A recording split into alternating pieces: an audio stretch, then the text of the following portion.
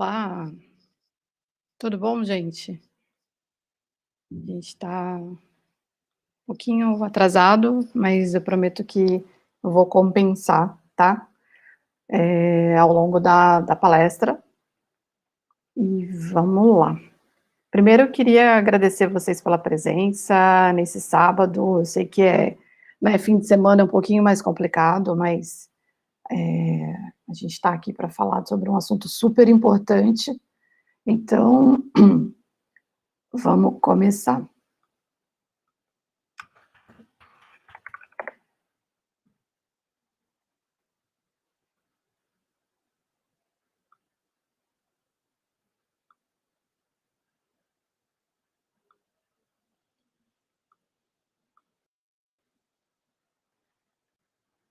Vamos lá, gente. Vim falar aqui um pouco sobre viés e o que eu quero que a gente converse um pouco hoje. Eu quero que a gente entenda um pouco como que é esse tema, esse assunto, e eu vou fazer só algumas abordagens. É, eu não vou me aprofundar em algumas questões, porque tem muitos links aqui dentro dessa apresentação. Fiquem tranquilos que eu vou compartilhar essa apresentação com vocês, então vocês vão ter acesso a todo esse material do que eu estiver falando, tá? Em alguns momentos eu vou sair um pouco dessa tela para poder apresentar algum vídeo, mas eu vou tentar ser super rápida nesse tópico e vou deixar o vídeo para que vocês, alguns outros vídeos um pouco mais longos, para que vocês acessem, tá? E complementem esse material que eu estou mandando. Então, tem bastante conteúdo, tem bastante coisa. Vou passar um pouquinho rápido para a gente não se atrasar e não tomar todo o tempo, a gente ter ainda um espaço para debate, tá? Mas eu acho que é importante a gente conseguir entender aqui um pouco sobre esse tema e sobre esse tópico de uma forma um pouco mais didática, tá bom? Então, primeiro eu vou me apresentar. Eu sou Alda Rocha, sou designer lead hoje, mas todo o meu background vem como designer. Eu sou UX Research, trabalho há muitos anos com design, estou aí há mais de 20 anos no mercado. Comecei minha carreira como front-end, então vim de toda essa parte de desenvolvimento e programação. Faço isso até hoje, tá? Eu ainda faço alguns códigos, tanto back-end quanto front-end, nas horas vagas, mas para o meu trabalho mesmo, o meu ganha-pão, digamos assim, é com a parte de pesquisa e a parte de usabilidade. E hoje eu estou numa empresa grande, que a gente tem um time bem grande, de pelo menos uns 55 designers, tá? Chama RD, Raia Drogazil, e lá eu estou à frente dos times sobre os canais digitais. Então eu trabalho com um grupo de pessoas de mais ou menos umas 10, 15 pessoas na liderança. Então eu lidero essas pessoas, tá? Trouxe aqui também o meu Twitter, que é a única rede social que eu uso, na verdade, que eu uso com uma grande frequência, ainda mais nesse momento de pandemia. Eu tenho tentado evitar um pouco essa sobrecarga de informações, mas como o Twitter tem meme, tem coisas engraçadas e tem notícias que estão acontecendo na hora, então para mim acabou se transformando a ferramenta que eu mais consigo usar. E tem aí o meu GitHub também, se vocês quiserem dar uma olhada no projeto Codamos, que é um projeto que eu desenvolvo falando sobre inclusão e diversidade em tecnologia. Vamos começar um pouco já a palestra. Então eu queria que a gente pensasse um pouco sobre essa pergunta, que é o que é viés? A gente sabe que o contexto de viés, quando a gente fala, por exemplo, no design, que as coisas estão enviesadas, quando eu vou rodar uma pesquisa, vou rodar um estudo, e eu falo assim, muito cuidado para a gente não enviesar essa pesquisa, a gente não enviesar esse estudo, a gente está falando de um tipo de viés, que é quando a gente vai fazer alguma coisa, ao invés de deixar o usuário agir naturalmente, a gente acaba enviesando, a gente acaba empurrando para que ele vá para um caminho ou para outro, sem ele fazer essa escolha, tá? Então, dentro do design, a gente tem o contexto de enviesar, então é quando a gente acaba colocando os nossos viés, as nossas crenças como pessoa e profissional acima da própria pesquisa, a gente acaba contaminando esse material e ele não sai exatamente do jeito puro e natural que deveria ser como usuário e acaba saindo com a nossa perspectiva, tá? Então, dentro do design, a gente tem essas definições, mas dentro da nossa vida, no dia a dia, a gente esbarra com vários tipos de viés. Eu queria aqui que a gente falasse um pouco sobre o cerne da coisa. Então, viés inconsciente, aí falando um pouco sobre, já pegando o recorte do viés inconsciente, eles são qualquer forma de parcialidade a favor ou contra algo em que o indivíduo enviesado não tem acesso nem controle sobre a existência do viés. Então, basicamente você fazer as coisas porque é assim, ou porque você está acostumado, ou porque é assim que o teu contexto, o espaço, a sociedade acabou fazendo com que você reaja. Então, vamos falar um pouco mais sobre isso. Será que, pensando um pouco sobre, já que a gente está falando de reações, de ação, de reação, será que as nossas avaliações, será que quando a gente para refletir, avaliar alguma coisa, se é certo ou errado, será que elas são justas? Existe um questionamento muito grande sobre essa questão, o tópico justiça nas coisas, porque o que é justo para você não é justo para o outro, então a gente precisa tomar muito cuidado quando a gente vai fazer avaliações e quando a gente vai ter esse tipo de comportamento, tá? Falando um pouco mais sobre, trazendo a parte da ciência dentro desse contexto, tá? A gente tem um espaço falando sobre o nosso cérebro. O nosso cérebro, ele é basicamente digamos que que fita cassete é coisa de velho, né, mas é cringe, mas seria mais ou menos assim, tipo, eu tenho alguma coisa que está fresco e que ao longo da minha vida, ela vai registrando momentos, situações e aprendizados que eu vou refletir e eu vou replicar quando eu me transformar num adulto e quando eu tiver um pouco mais velho. Então, a gente tem aí, dentro do nosso contexto cerebral, a gente tem espaços que eles são tomados por ações que eu preciso fazer rápido, eu não posso pensar muito, coisas que eu preciso pensar muito, então cada uma dessas coisas acabam usando espaços e energia e situações diferentes dentro do cérebro. Só que a gente está falando que quando eu tenho uma tomada de decisão, ela precisa ser muito rápida, e essa rapidez ela precisa ser segundos. Aí eu queria trazer um pouco um experimento que tem um documentário que fala exatamente sobre o cérebro, e tem esse momento que é muito interessante, que é o momento em que o documentarista, né, ele vai lá e ele chama esse menino, ele tem, se eu não me engano, ele tem 7 anos, 8 anos por aí, e há muitos anos ele faz esse treinamento do campeonato de copo, né, sabe aquele que você empilha os copos e tal? E aí a gente pode ver no slide, na imagem, bem abaixo do menino, eles colocaram aquele aparelho, né, para poder medir como que seria o comportamento cerebral no momento em que eu estivesse exercendo fazendo essa atividade, e aí colocaram 2 pessoas, o documentarista, e colocaram um menino que já faz isso há muito tempo, há muitos anos, porque ele participa de campeonatos, isso é uma coisa que é rotina, então, há mais de 3 anos, ele vem fazendo esse exercício. E colocaram o documentarista também para competir junto com ele. Então, os dois estão com o aparelho para medir o comportamento do cérebro, e embaixo você vê que tem dois círculos, né, e eles mostram o esforço cerebral de cada um deles. A gente observa que na área do menino tem muito pouco, e na área do documentarista, do David, né, ele tem ali algumas áreas que estão em vermelho. Por que isso acontece? O menino, ele está super acostumado a fazer esse exercício, isso para ele é rotina, ele faz isso sem exercer muita coisa do cérebro, porque já está na memória muscular, isso já é uma coisa que é automatizada. No caso do David, ele está aprendendo a fazer agora, ele fez muito poucas vezes, então exige muito mais do cérebro para fazer essa função.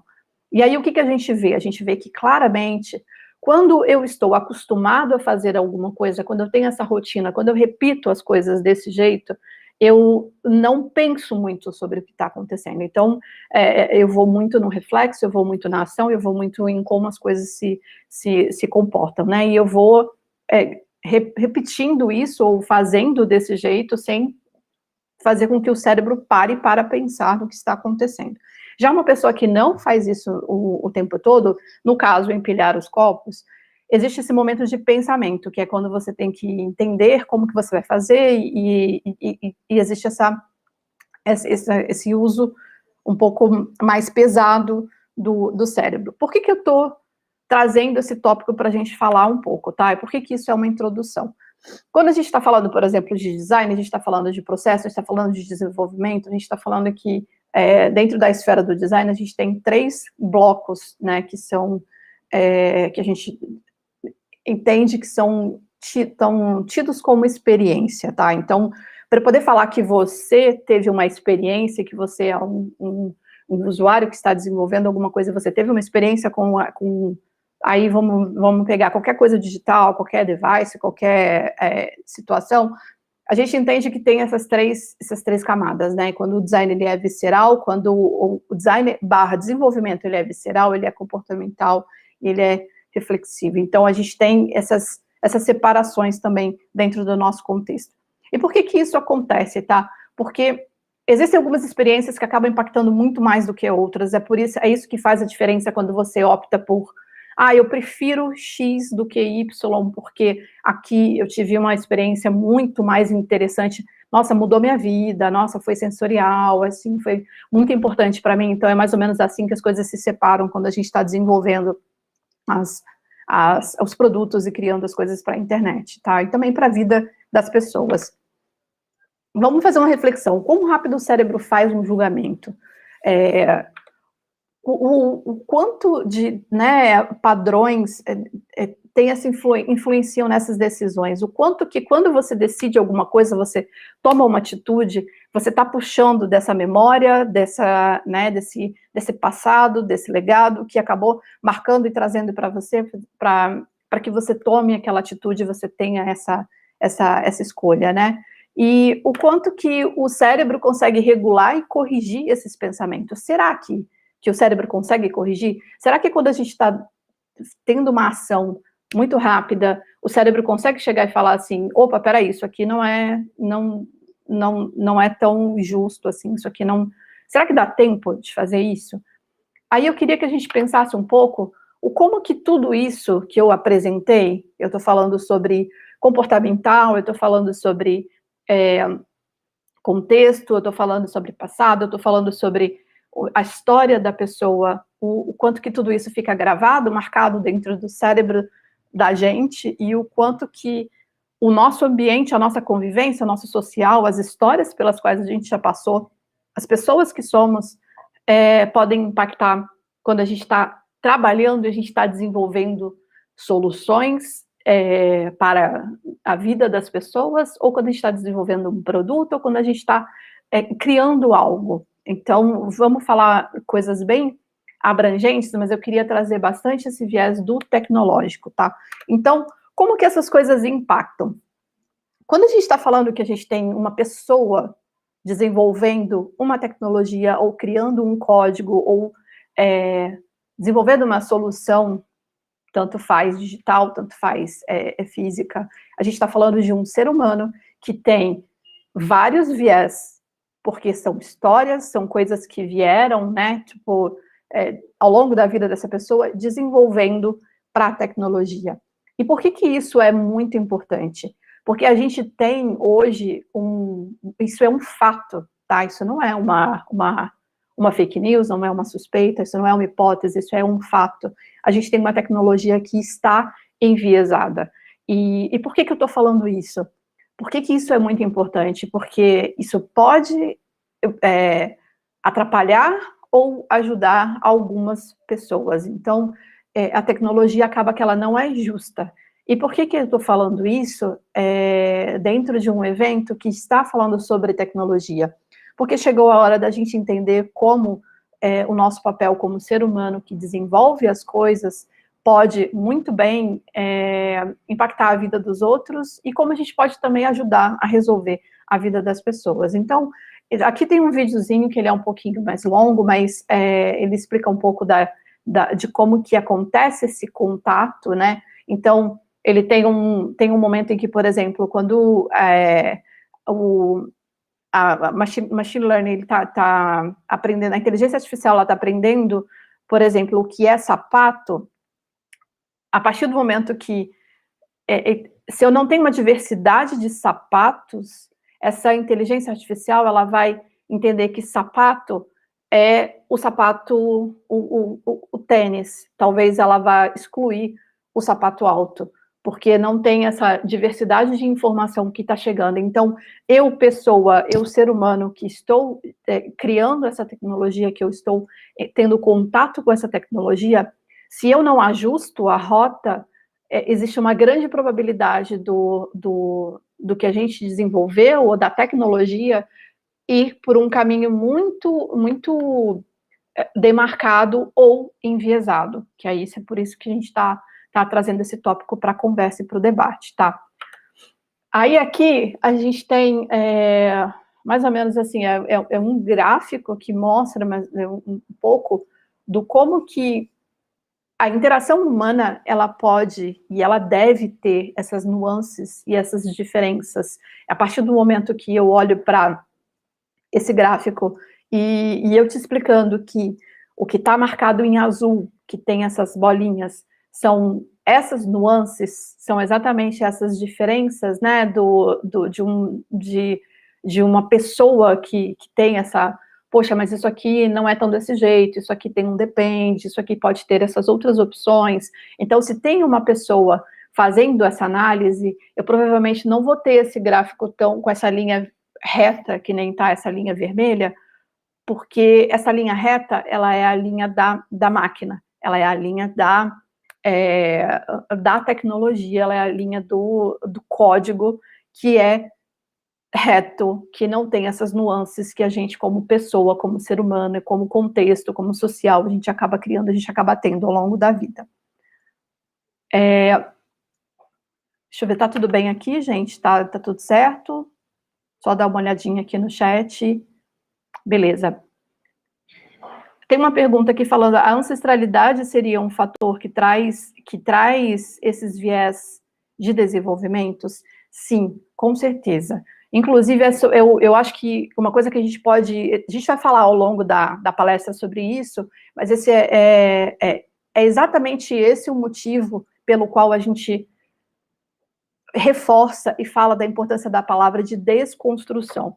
A desconstrução, ela não é só mudar, tipo, por exemplo, todos esses contextos de passado, de ancestralidade, não é isso, mas é ter um olhar diferente para as outras coisas. Então, a partir do momento que a gente, como código, a gente acaba vivendo, sendo uma pessoa que segue nessa linha reta e a gente não tem essas nuances, existe muita chance da gente conseguir desenvolver, quando a gente estiver nessa tarefa de codar alguma coisa ou criar alguma coisa, da gente criar um código e um produto enviesado, um produto que não é inclusivo e um produto que não abraça todas as diferenças que a gente tem na vida da gente. Eu vou passar um pouquinho, porque agora tem uma prova física de como que essas coisas acontecem. Aí eu vou trazer para vocês, eu vou ilustrar um pouco tudo isso que a gente falou sobre como eu, ser humano, vou enviesar ou vou contaminar, né, a tecnologia. Imagina, como que isso é possível? Vou trazer alguns exemplos práticos para a gente, tá? Então, aqui, se a gente vai no Google e a gente vai lá na ferramenta de busca, a gente escreve bombeiro. A gente tem todas essas imagens aqui. Então, temos bombeiros em ação, apagando fogo, afinal de contas, é esse o trabalho do bombeiro. Agora, se eu decido mudar uma letra e eu escrevo bombeira, a gente tem muito pouco desse contexto sendo replicado. Então, a partir do momento que eu tenho as imagens cadastradas em bancos de imagem, ou então em sites, que o Google vai lá e faz essa busca, faz essa varredura, quem são as pessoas que estão cadastrando isso? Que tipo de viés eles estão colocando ali dentro? Então, aqui a gente tem o viés de gênero muito forte, tá? A gente tem o momento em que a gente se depara que talvez uma mulher só consiga ser bombeira para o Google se ela estiver, na maioria das vezes, se ela estiver se fantasiando, né, de alguma coisa para comprar, se fantasiando no sex shop, ou então de Halloween. Mas ela acaba não conseguindo exercer essa profissão. Estou falando isso na leitura do Google, porque é desse jeito que o Google está interpretando as coisas que estão aparecendo para ele, tá? Aí, se a gente vai e faz o seguinte, vamos colocar, então, enfermeiro. Enfermeiro, a gente tem, ainda é pouco, porque a gente tem também esse viés, né, do enfermeiro, secretário, são profissões que com o viés do passado, são profissões tidas como femininas, tá? Porque tem a coisa do cuidado, né? Porque a mulher cuida e ela cuida das coisas de casa, ela cuida da pessoa, então ela acaba tendendo a exercer essa profissão. Mas quando a gente coloca a enfermeira, a gente volta de novo para aquele contexto. Então, tipo assim, são muito poucas referências de pessoas que oficialmente, talvez o retorno dessa busca tenha até mudado já hoje, tá, gente? Porque esse print, ele foi num momento muito específico, já há algum tempo atrás, e as pessoas pesaram muito em cima do Google, inclusive obrigando o pessoal do Google a, dentro do tradutor, resolver esse problema de viés de gênero, porque até na tradução, sabe, vinham coisas meio preconceituosas, então, tipo assim, ele não conseguia traduzir quando a gente colocava coisas para feminino, e tem algumas matérias falando exatamente dos problemas das traduções, né, e toda vez que vai traduzir alguma coisa, ele acaba jogando para o masculino e acaba tendo essa questão também de profissão. E aí, por que isso é muito perigoso, gente? Quando a gente está falando sobre colocar pessoas em caixinhas, a gente está falando sobre, em especial nessa parte de gênero, tá? É muito difícil, porque a gente pode muito, e muito mesmo, atrapalhar a vida de muita gente. Quando a gente tem essa limitação de que menino é assim, menina é desse jeito, você pode falar assim, mas isso é um discurso, a pessoa pode pensar desse jeito e tá tudo bem. Só que a gente tem impactos reais desse tipo de pensamento, tá? Isso vai no nosso dia a dia. Se você for no mercado e você for na prateleira de Gillette, por exemplo, ai, gente, nem sei se eu me senti muito velha agora falando Gillette, tipo, é um negócio muito antigo, mas vocês entenderam. Se eu for na rosinha ali, né, todas as rosas, gente, é muito mais caro, pelo mesmo produto. E a quantidade de mulheres que acaba não comprando a rosa e não consumindo a rosa, porque acaba sendo uma coisa feminina, é muito mais caro, mas a função é a mesma. A função é a mesma, a função é igual para os dois públicos. E a gente tem essas diferenças. Por exemplo, se você for, não sei se vocês têm bebês, se vocês têm criança em casa, mas produtos para bebê, rosinha, menina, são muito mais caros do que para menino.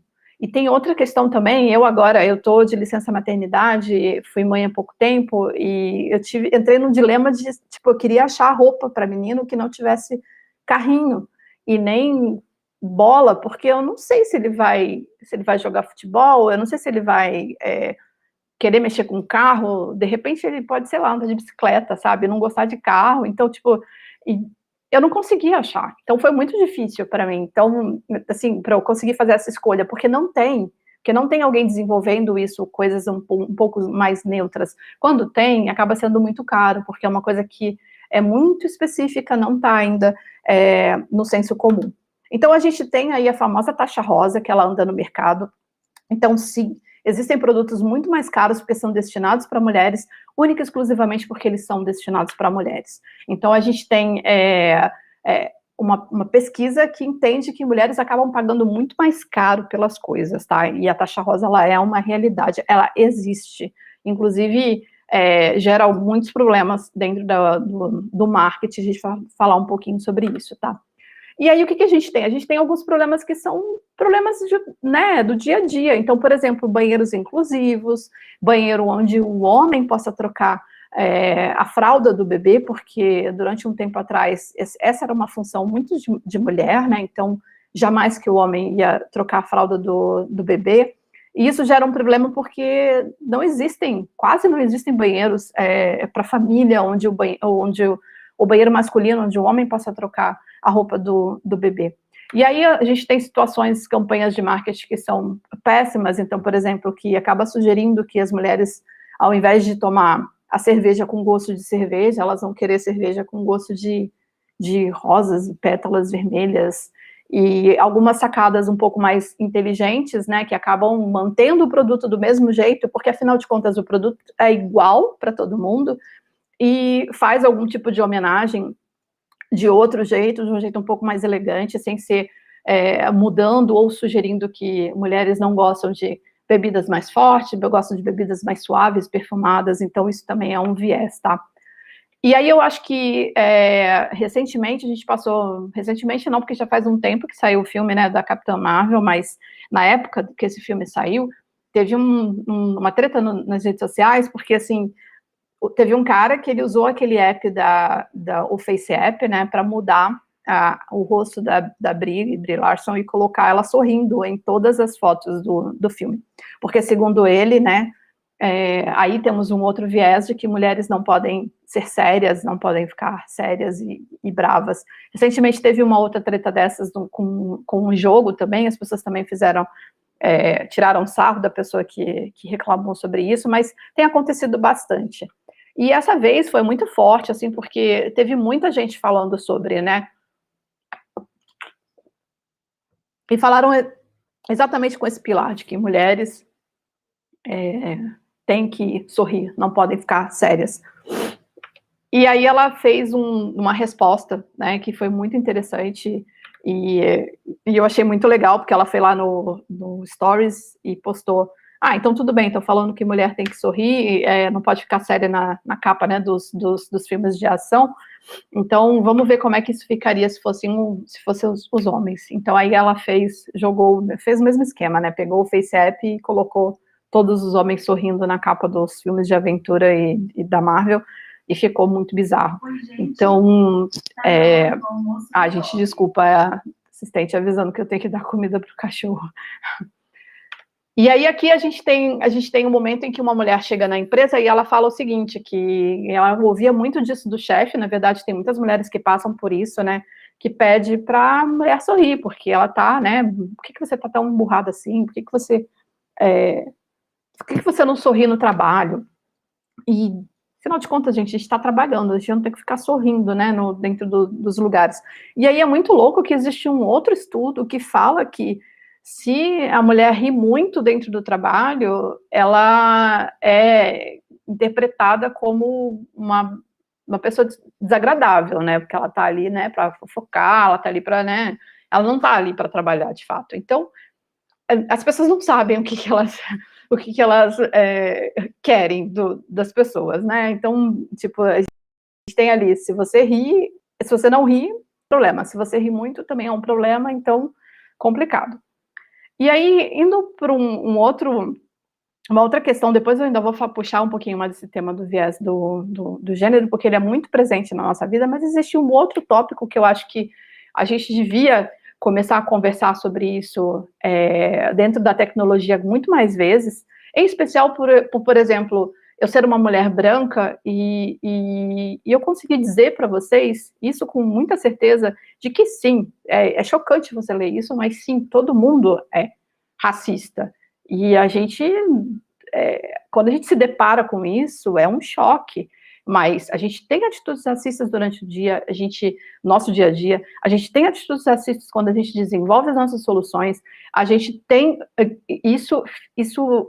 esse reflexo, ele é um reflexo quase que muscular, porque infelizmente o mundo que vivemos e a sociedade que vivemos hoje, ela escolheu colocar as pessoas brancas como pessoas que oprimem, né? Escolheu colocar, não, o homem, a pessoa branca se colocou nesse papel do opressor. Não é que as pessoas negras escolheram isso, não é isso. Mas o branco, o ser humano, quando ele se coloca como uma raça que é melhor do que a outra, e ele coloca essas questões que são péssimas, que são horríveis, e isso acontece, a gente vê isso acontecendo todo dia, a gente vê isso acontecendo no futebol, a gente vê isso acontecendo no trabalho, a gente vê isso acontecendo em todos os lugares.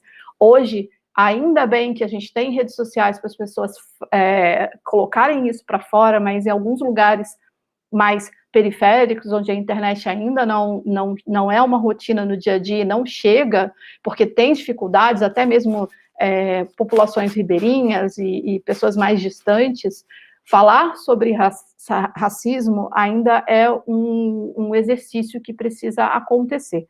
E a gente, com esse papel pesado do opressor, a gente precisa ler e precisa se informar sobre isso, porque não é justo com as pessoas, não é justo com ninguém a gente replicar comportamentos nocivos e comportamentos prejudiciais para toda a sociedade, porque a gente está falando que estamos replicando algo que é muito ruim. E se você fizer uma análise, você, uma pessoa que fala, não, imagina, eu não sou racista, se você fizer uma análise, se você olhar, se você entender, você vai perceber que em algum momento você já foi, ou em algum momento você vai acabar sendo, tá? E essa é uma coisa que a gente precisa ler muito, a gente precisa entender muito, a gente precisa ouvir as pessoas, mas você não pode esperar que as pessoas te ensinem sobre esse tópico, você precisa ir atrás e precisa entender o que está acontecendo. Esse texto é muito bom, que fala sobre isso, ele dá uma baqueada, mas é a realidade, tá? E é muito importante para esse processo de desconstrução que a gente está falando. Existe um Twitter que ele acaba dando RT quando tem algumas postagens que são racistas, e as pessoas ficam impressionadas quando elas percebem que o que elas escrevem é racista. Porque na hora que elas estavam escrevendo, elas achavam que estava tudo bem, entendeu? E não é assim que as coisas têm que acontecer, que tem que funcionar.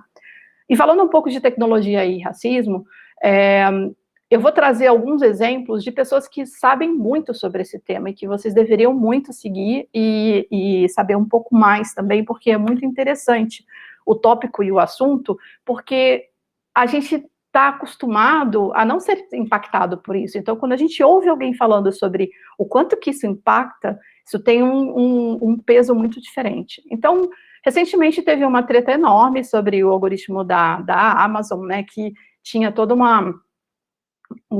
a inteligência, ela estava enviesada, né, para pessoas brancas e homens em especial, tá? Então, homens e mulheres brancos, ele estava totalmente enviesado para isso. E aí aqui a gente tem a Joy, que ela está super famosa agora, tem um TED dela que é maravilhoso, que fala sobre esse tema, e fala exatamente sobre, que foi onde faz um tempo que ela deu esse TED, nessa época a gente ainda estava entendendo o que era, né, essa questão, a questão racial dentro da inteligência artificial que identifica, né, o rosto. Eu lembro de ver várias coisas sobre UX que as pessoas negras colocavam a mão embaixo do negócio de sabonete e aí não reconhecia, não identificava, tinha que pegar o papel para poder sair o sabonete, e tinha alguns desses vídeos bombando na época, mas acho que a Joy trouxe um material muito robusto e muito interessante exatamente sobre essa questão do quanto que o código está enviesado e ele está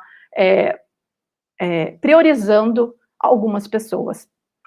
A gente tem o exemplo dela usando, né, o reconhecimento facial aqui, então quando ela está sem a máscara, simplesmente não reconhece, e quando ela coloca a máscara, ele começa a funcionar e ele reconhece. Então, ela se pergunta no TED como que isso acontece, por que isso acontece, né? E aí ela acaba explicando, né, falando sobre exatamente onde que qual é o recorte que não é atendido, digamos assim, ou que simplesmente a inteligência artificial ignora, então ela não reconhece. E aqui a gente tem um projeto dela que fala bastante sobre isso, né, e e ela discute esse tópico. Recentemente, ela foi chamada na corte para falar exatamente sobre isso, o quanto que o reconhecimento facial, ele pode incriminar e ele pode prejudicar algumas pessoas, justamente porque ele está sendo desenvolvido extremamente racista. Então, sendo bem clara, a gente está falando de prender pessoas, ou de culpar pessoas, ou negar acessos às pessoas, única e exclusivamente porque elas não são brancas. Então, isso não faz sentido nenhum. Existe um projeto da Joy que a gente reporta quando a gente entende que essa inteligência artificial, então um sistema, ou então qualquer outra coisa que a gente estiver utilizando, putz, isso aqui está, por exemplo, a gente poderia reportar o Twitter, que recentemente fez um algoritmo bem zoado para as imagens que aparecem, né, de preview. Inclusive tinha, treinou bastante, as pessoas falaram bastante sobre isso, se tinham duas pessoas na foto, ele acabava escolhendo a pessoa branca e dando destaque para a pessoa branca e praticamente ignorava a pessoa negra da foto, né? Então, a gente precisa... esse seria um momento que eu poderia, por exemplo, ir no projeto dela e fazer esse report de que essa tecnologia está enviesada. Lembra que a gente falou um pouco sobre sorriso, sobre mulheres? Sorriem ou não sorriem? Por que isso é um problema, tá? A inteligência artificial, ela também, se ela vê uma foto de uma mulher que ela está séria, ela identifica como homem. A gente vê ali as porcentagens, ele acaba tendendo a identificar como homem, porque o código está tão enviesado que, para ele, mulheres só são mulheres se elas sorriem, entendeu? Então, isso é muito perigoso, isso é muito complicado. Então, a gente tem aqui também uma outra foto, né, e tanto faz, gente, se é foto atual, se é foto antiga, acaba identificando como homem quando tem uma mulher que não está sorrindo. E a gente tem aqui a relação que ela faz nesse projeto, tá? Esse projeto dela, que a Joy fez para o MIT, é muito interessante, que fala exatamente sobre gender shades, e ela explica como que a inteligência artificial, ela acaba colocando na caixinha do masculino quando a gente não tem comportamentos, entre aspas, femininos, tá? Enviesados, né? Estão enviesados, tidos como femininos dentro desse contexto, tá? Aí, acho que recentemente vocês viram que tem um documentário dela na Netflix, então eu recomendo super que vocês assistam, é muito bom. E agora eu vou começar a passar os slides bem rápidos, porque são só dados e algumas outros estudos que depois vocês podem ler com calma, tá? Falando ainda um pouco sobre essa questão do viés, por que isso é muito complicado? A gente tem, além do viés da questão racial, a gente tem também o viés da questão da linguagem. Então, quando uma pessoa fala frases femininas e quando fala frases masculinas, tem algumas ferramentas que já estão automatizando currículos que eles dão prioridade para as frases ditas por homens. Então, assim, o que isso quer dizer? Quer dizer que talvez as mulheres estejam perdendo na corrida de seleção de currículo por essas inteligências artificiais, porque elas escrevem com jeitos femininos ou com frases mais tidas como femininas, né? E aí aqui a gente tem também mais alguns outros dados falando exatamente sobre a questão de vaga, tá? Então, o quanto que o homem aplica para uma vaga de profissões que são tidas, né, como masculinas, e o quanto que mulheres aplicam. Então, a gente tem aí algumas questões de gênero que também estão impactadas na linguagem, e isso só pelo currículo que a gente escreve. Então, assim, esse tópico, ele é um tópico que tem muita coisa para a gente estudar e falar sobre, e quando a gente entra no recorte de tecnologia, a gente tem muita coisa acontecendo, tá? Então, toda a parte do RH, de contratação, isso no futuro, isso vai ser automatizado. Se isso estiver enviesado, existe muita chance das mulheres e de algumas outras pessoas tidas como o grupo menos representado dentro de tecnologia, de não conseguir chegar lá, porque eles vão ser cortados por essa inteligência que já está fazendo esse tipo de filtro. A gente tem também problemas de gênero dentro da questão da inteligência artificial, é enorme porque a gente tem poucas mulheres desenvolvendo essas inteligências, a gente tem pouca diversidade acontecendo dentro desse contexto. Agora a gente está começando a fazer um trabalho de incluir essas pessoas dentro dentro da tecnologia, né? E aí a gente tem inteligência artificial, né, que já é com tanto racista quanto machista, e todas essas questões estão sendo replicadas dentro das coisas que a gente tem no dia a dia. A gente tem todas essas coisas tidas como modernas, né, e elas já estão contaminadas, elas já foram feitas contaminadas, e agora a gente está num trabalho e num processo de tentar descontaminar. Então, quando a gente chega, por exemplo, a gente tem uma Alexa, a gente tem um assistente, a gente tem, né, todas essas assistentes são mulheres, todas essas assistentes têm a voz de uma mulher.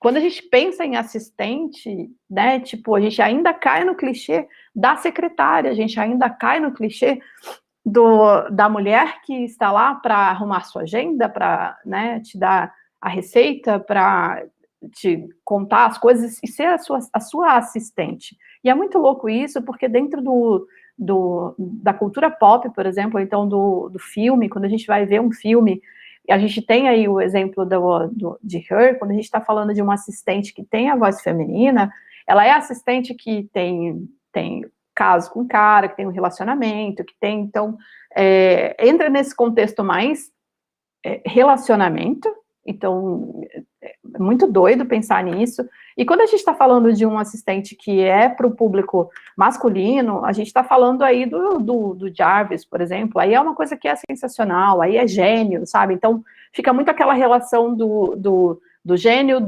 e da mulher que está ali para servir, né? Então, isso é um viés de gênero, claro, dentro do que a gente está desenvolvendo. A gente está trazendo exemplos também para as pessoas dessa disparidade aí, dessa diferença de gênero.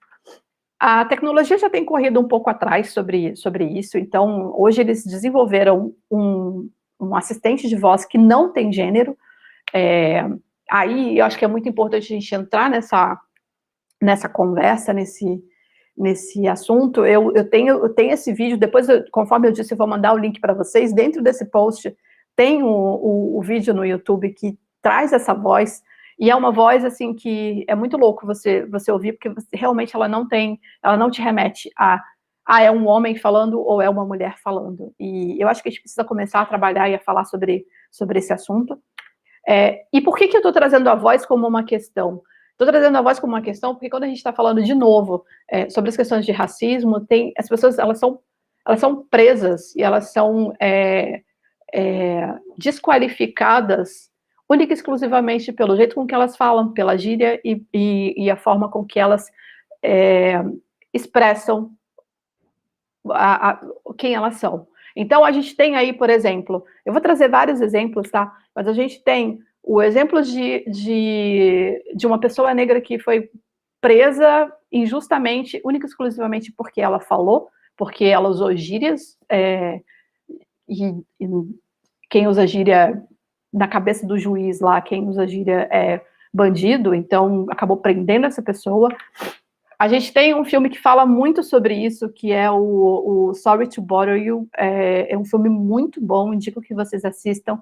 E ele tem aí uma parte, um diálogo que é muito engraçado, que ele fala pro cara que eles estão no tipo telemarketing, né? Ele fala assim, você só vai conseguir vender alguma coisa se você fizer a voz de branco.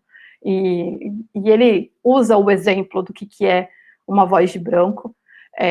E existem, sim, questões raciais envolvidas com isso, e elas são muito fortes.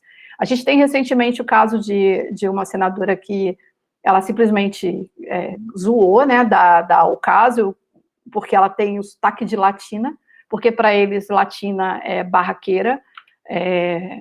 Tem muitas mulheres que estão aí à frente da política que têm, sim, se posicionado como mulheres mais fortes, mulheres, assim, tipo, não fugindo do conflito, tá?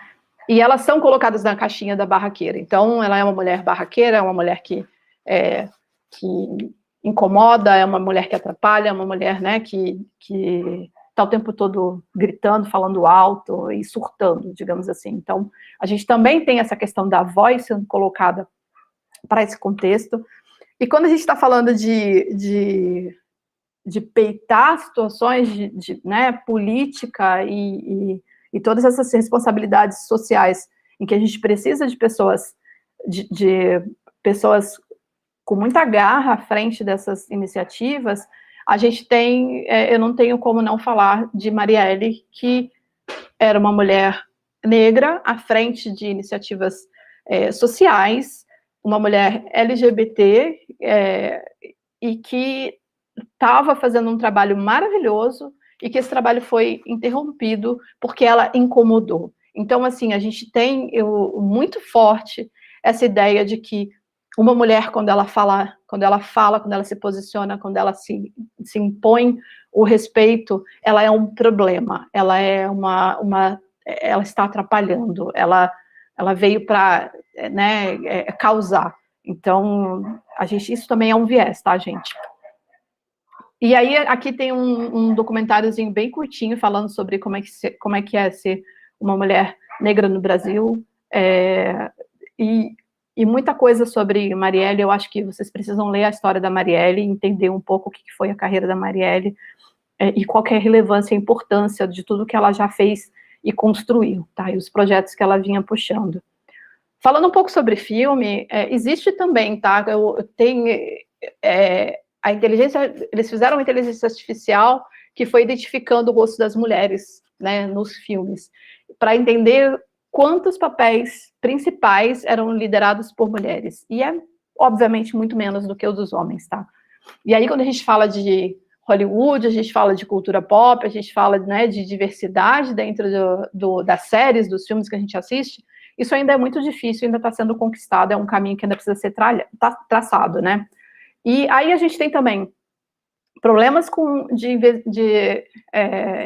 viés dentro do marketing, a gente tem problemas de viés dentro da saúde, porque a gente sabe que tanto as mulheres quanto a população mais pobre, ela tem dificuldade de acesso dentro do contexto da saúde, tá? E se você soma uma mulher pobre e dentro do contexto social, a gente tem dificuldade, tipo, não é todo mundo que tem acesso a um aplicativo para você conseguir fazer telemedicina. Não é todo mundo que consegue, né, ter todas essas iniciativas mais modernas que a gente tem hoje, nem todo mundo tem acesso, e a gente tem problemas muito sérios dentro do contexto de saúde, única e exclusivamente porque é uma mulher, ou porque é uma mulher trans, ou porque a gente está passando por esse momento de pandemia, em que a gente tem nitidamente algumas questões sociais também que impactam muito mais as mulheres, tá? E a gente precisa falar sobre isso, a tecnologia precisa também ajudar a resolver, ou ser um pouquinho mais justa nesses pontos. Quando a gente está falando de uma mulher que chega na emergência, ela tem um delay para ser atendida, porque a gente tem os contextos se você vai abrir o peito aqui, rasgar a camisa de uma mulher para fazer uma massagem cardíaca, existe o viés ali do é uma mulher, eu estou socorrendo uma mulher, e isso pode atrasar segundos o atendimento dessa pessoa. Então, a gente tem alguns outros exemplos falando sobre a área de saúde. A gente tem, em especial, os problemas de saúde da mulher que não são tratados da forma correta. A gente tem difícil acesso a aplicativos que falem sobre a saúde da mulher. A gente tem dificuldade com questões do corpo da mulher, porque esses tópicos eles acabam não sendo abordados, porque não tem pessoas que desenvolvam ou que façam essas plataformas ou desenvolvam todos esses produtos com esse foco. E aí, falando um pouco sobre proteção, aqui a gente tem um exemplo do Tor, que é um navegador que você pode navegar anônima, e as pessoas falam assim, nossa, vou usar para hackear, né, é só hacker que usa, não sei o quê.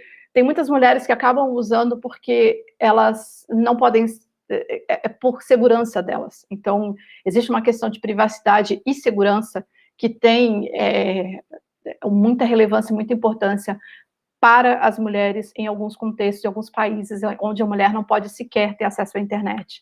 Então, a gente tem aqui também um momento em que o homem se questiona o que a mulher está fazendo aqui, né? Por que a mulher está desafiando ou entrando na área de tecnologia, única e exclusivamente para que ela consiga parar de morrer, por exemplo, por algumas soluções que ainda não chegaram para ela. Só recentemente, alguns carros de teste colocaram modelos, bonecos femininos, então a gente tem aí essa questão, né, da maioria das pessoas que morriam quando o carro batia e fazia o impacto eram mulheres, então agora a Volvo fez uma campanha para conseguir desenvolver bonecos muito mais parecidos com as mulheres. E se a gente for falar de videogame, a gente não pode nem, né, é um assunto que é muito difícil de entrar, porque, assim, é muito óbvio o quanto que acontece de machismo e de questões de gênero dentro desse ambiente. Então, tipo, no jogo você pode fazer tudo, você pode explodir as coisas, você pode colocar um cavalo dentro do helicóptero, você pode, sei lá, atirar um monte de coisa, mas não pode ter uma mulher como personagem do jogo, né? Então, essa questão em Battlefield foi muito grande, foi muito forte, e dessas 20 coisas que dava para fazer, impossíveis que dava para fazer no jogo, né, só uma era realista, que era as mulheres no front e as mulheres na guerra. Elas realmente foram, óbvio que eram pouquíssimas, mas elas estavam lá. E aí, quando a gente está falando também da parte de games, a gente tem... São raríssimos os times que jogam, né? Os e-sports são muito poucos, e quando eles jogam, eles são humilhados, tem machismo, tem treta, ainda um lugar onde o homem, toda vez que está na live, acaba xingando mulher, acaba falando coisas que elas não precisam ouvir. E aí a gente tem aí denúncias aparecendo, a gente tem influenciadores que eram para ser defendidos pela marca, mas acaba que a marca defende outras, o próprio machismo, né, e não defende essa mulher.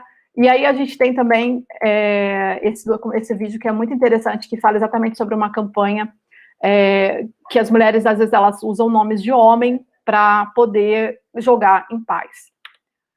E aí a gente tem dentro da parte de ciência e tecnologia, não sei se vocês lembram, mas já estou acabando, tá, gente? Mas a NASA, ela fez essa caminhada espacial especial no Dia das Mulheres, só que ela não foi possível ser realizada porque não tinham roupa para as astronautas. Durante muitos anos, as mulheres não eram consideradas no espaço, então eles não tinham uniforme, né, especializado para que as mulheres fossem para o espaço. E não é uma coisa muito simples, eles explicaram lá o que tinha que fazer, no fim das contas, hoje, agora, eles têm. Na época, eles mandavam kits de manicure para as mulheres, porque eles achavam que só para vocês terem uma ideia do viés de gênero aqui embutido, tá? Aí, passando um pouco dessa história, tem muito material aqui, tem muita história interessante aqui, depois vocês vão dar uma olhada, que o tempo realmente está acabando, eu não quero estender muito, eu preciso só de mais de 5 minutinhos. Tem vários casos aqui muito interessantes, mas eu queria trazer esse aqui que também é recente, que foi quando a desenvolvedora ela desenvolveu, né, o programa para poder tirar foto do buraco negro. E vocês lembram do caos que foi, os homens ficaram todos muito indignados, como que uma mulher jovem, não acredito que é uma mulher jovem que desenvolveu isso.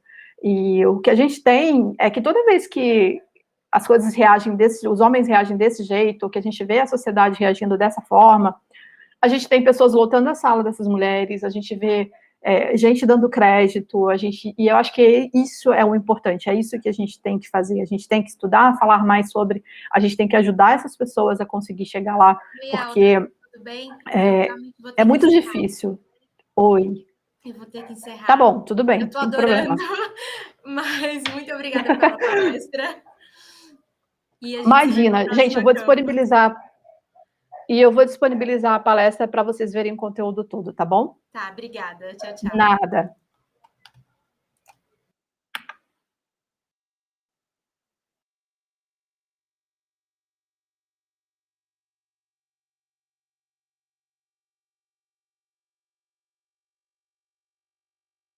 Todos os dias, milhões de pessoas